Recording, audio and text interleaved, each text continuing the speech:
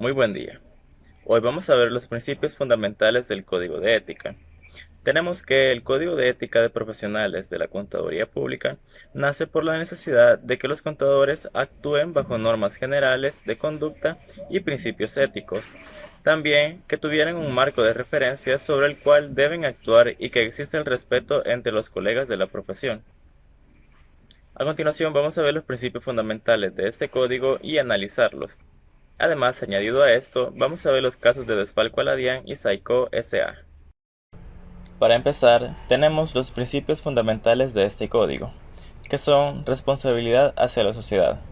Entre esta abarca la independencia de criterio, que es, al expresar cualquier juicio profesional, el contador público acepta la obligación de sostener un criterio libre de conflicto de intereses e imparcial.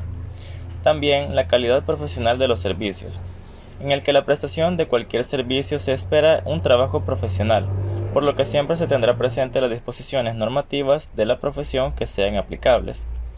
Además, la preparación y calidad del profesional. El contador que acepta brindar sus servicios debe tener el entrenamiento técnico, capacidad y diligencia para realizar sus actividades profesionales. Por último, tenemos la responsabilidad profesional, en la que el contador deberá aceptar su responsabilidad personal por los trabajos llevados a cabo por él o realizados bajo su dirección. Tenemos la responsabilidad hacia quien patrocina los servicios.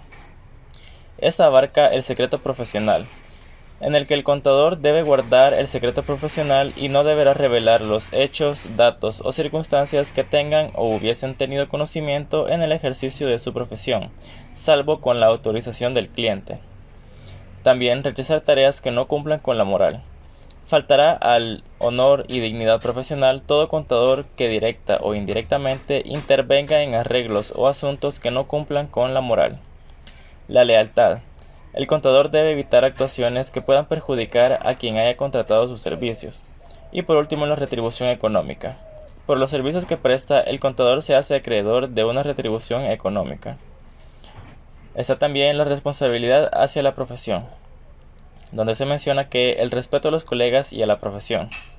Todo contador debe cuidar sus relaciones con sus colaboradores, colegas e instituciones que los agrupan, buscando que nunca menoscabe la dignidad de la profesión. Dignificación profesional. Para hacer llegar a la sociedad en general y a los usuarios de sus servicios una imagen positiva y de prestigio profesional, el contador se valdrá de su calidad profesional y personal apoyándose en la promoción institucional. Por último, la difusión de conocimientos técnicos. Todo contador que transmita sus conocimientos tendrá como objetivo mantener las más altas normas profesionales y de conducta y contribuir al desarrollo y difusión de los conocimientos propios de la profesión.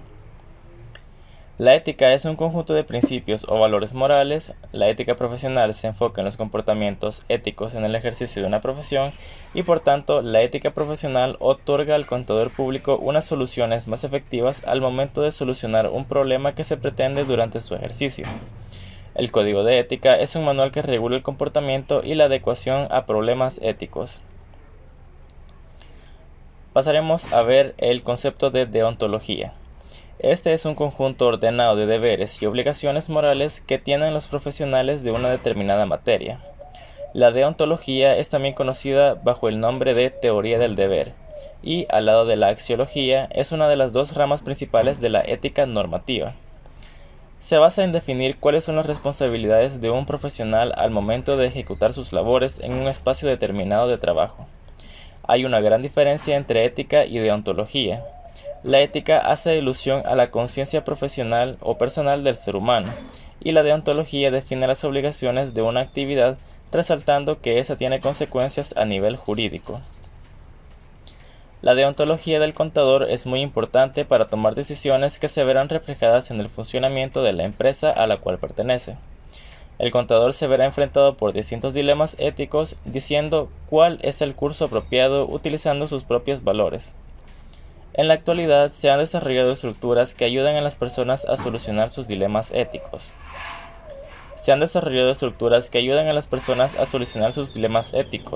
Y en estos son 6. El primero es determinar los hechos relevantes. El segundo, identificar las cuestiones éticas de los hechos. El tercero es determinar quién se ve afectado por el resultado del dilema y cómo es afectada esa persona o grupo. El cuarto, identificar las alternativas disponibles para las personas que deben resolver el dilema. El quinto, identificar las consecuencias probables de cada alternativa y por último, decidir la acción adecuada.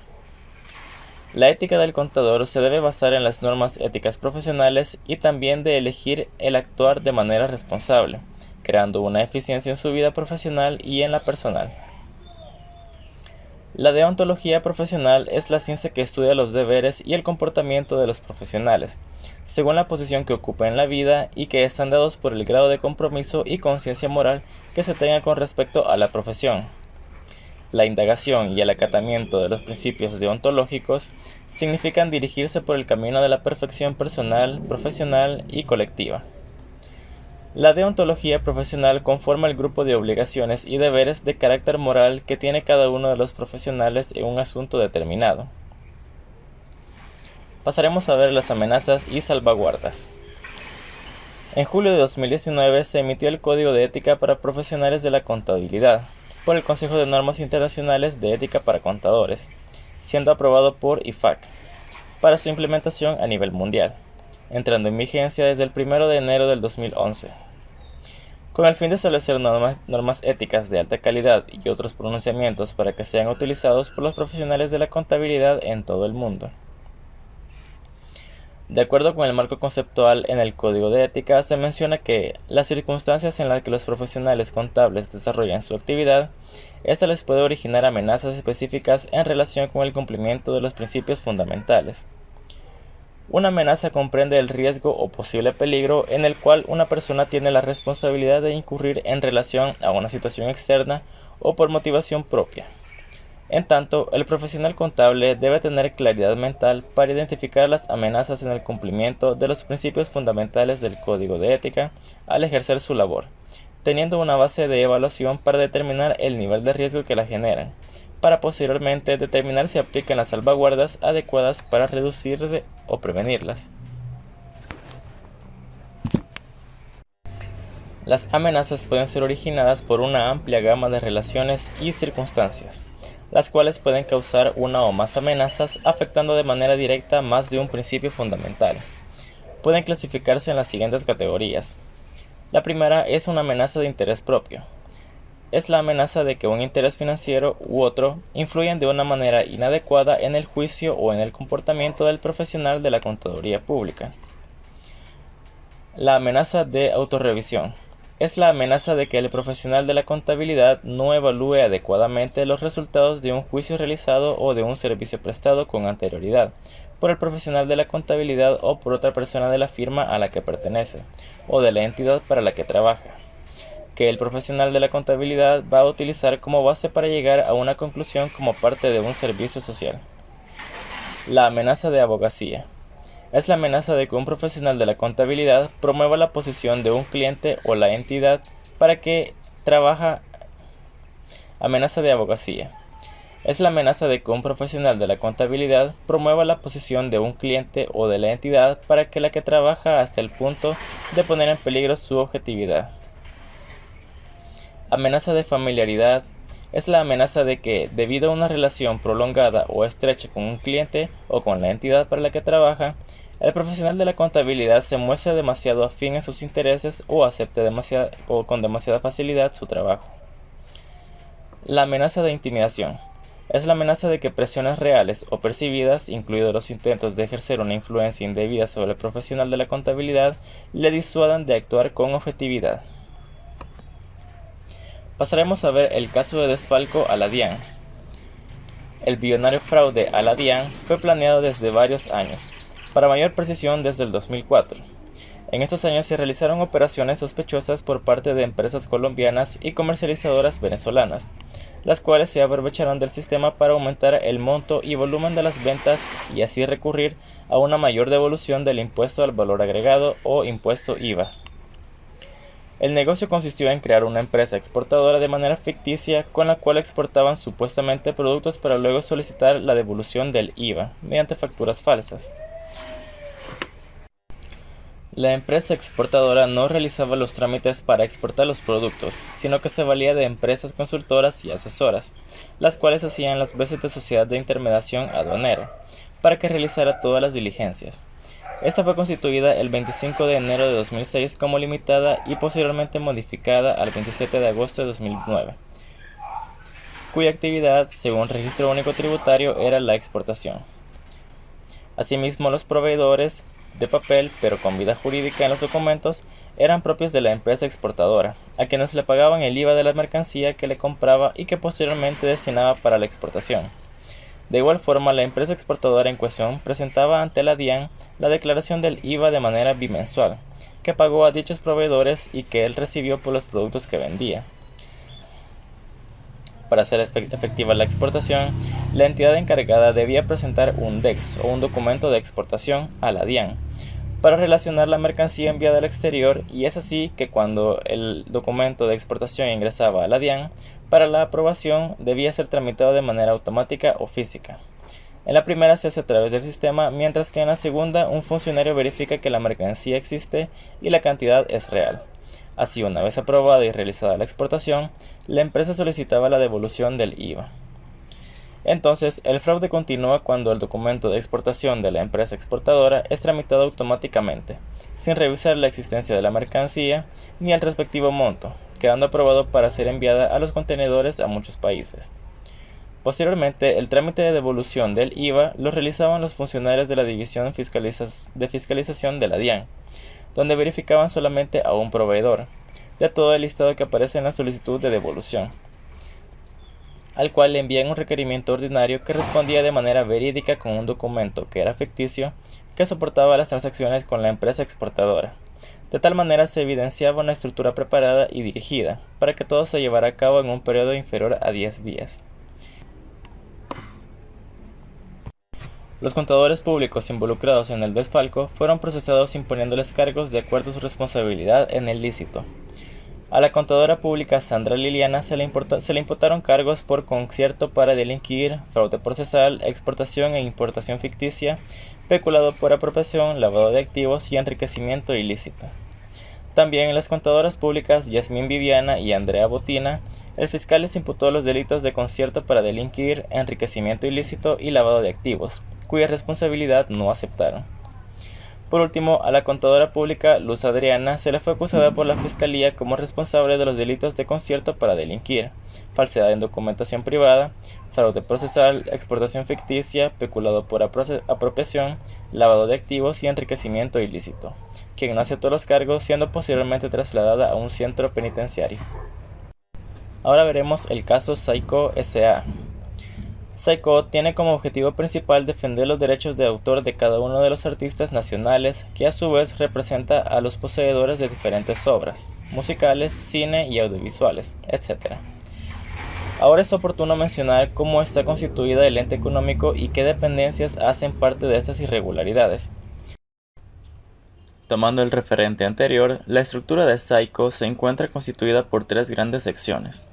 La primera es la Asamblea General de Socios. Este es el órgano principal de la entidad. Sus miembros hacen su reunión ordinaria cada año y de manera extraordinaria cada 3 meses, preferibles en los primeros meses del periodo fiscal.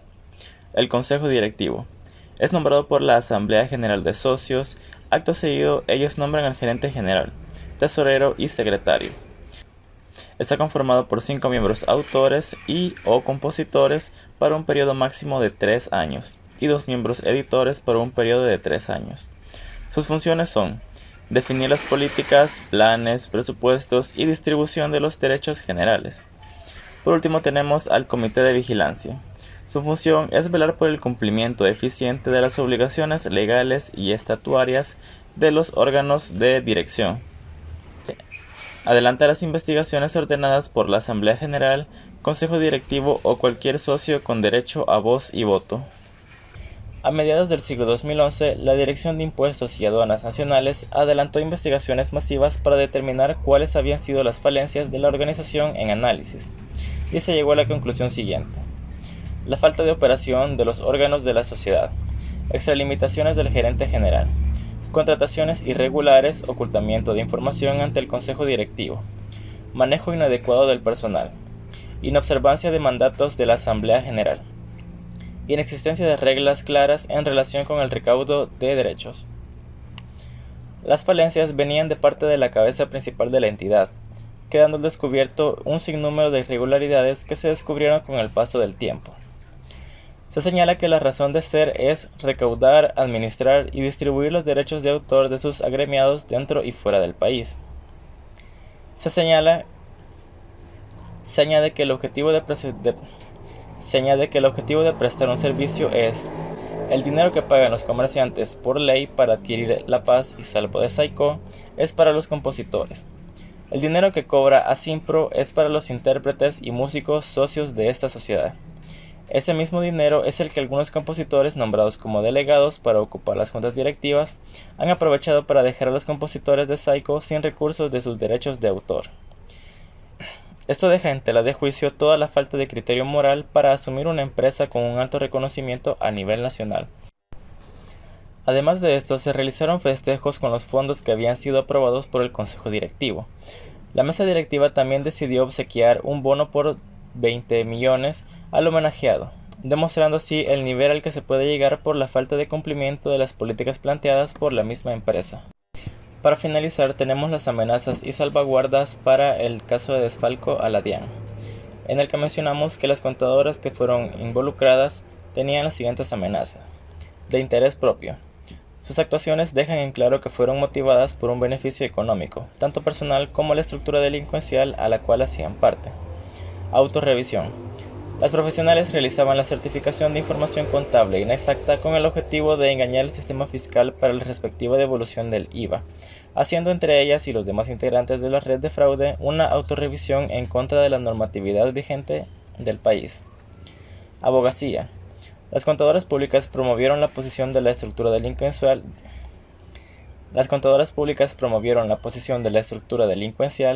a la cual, por órdenes de quien es considerada el cerebro de la organización, se realizaron todo tipo de actividades ilegales desde la creación de la empresa de papel hasta el lavado de activos, por lo que deja en claro que las profesionales actuaron en conveniencia para sus superiores y de sus propios intereses hasta el punto de perder su objetividad e independencia mental.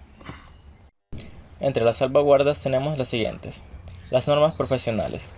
Como se evidencia en las descripciones de las conductas de cada profesional, la Junta Central de Contadores reitera que por inobservancia de las normas profesionales de la profesión, así como las relacionadas con las actividades de comercio y las fiscales, se realizó una burla al sistema contable y fiscal, ante lo cual es primordial que todos los profesionales de la contaduría pública tengan claridad mental para el óptimo desempeño en la práctica laboral. También el seguimiento por un organismo profesional o por el regulador y procedimientos disciplinarios. Esta salvaguarda es muy importante dado que los organismos, tanto públicos como privados, que están relacionados con el ejercicio profesional contable, realicen un seguimiento para la debida validación de las actividades que tanto entidades como personas realicen, con el fin de aplicar los procedimientos disciplinarios justo a tiempo y así evitar actividades ilícitas como el fraude. Por último, la revisión externa realizada por un tercero legalmente habilitado de los informes, declaraciones, comunicaciones o de la información producida por un profesional de la contabilidad. Dicha revisión la realiza la auditoría externa. En dicho caso, como se formó una organización que contaba con profesionales de la contaduría y derecho, dicha revisión la realiza la auditoría externa. En dicho caso, como se formó una organización que contaba con profesionales de la contaduría, derechos, entre otros, así como funcionarios de la DIAN, esto explica por qué nunca se hizo una adecuada revisión de toda la información contable y fiscal suministrada. Ante este hecho, es de vital importancia que se realicen revisiones periódicas y regulares con el fin de disminuir riesgos de fraude en nivel aceptable o en su defecto mínimo. Para el caso de Saicó tenemos la siguiente amenaza: la amenaza de autorrevisión. El contador público no tomó las medidas pertinentes para avisar de grandes inconvenientes económicos que poseía la entidad durante la época de los desfalcos hacia las personas que reclamaban sus ganancias respecto a los derechos de autor. Y la salvaguarda es el seguimiento por un organismo profesional o por regulador y procedimientos disciplinarios.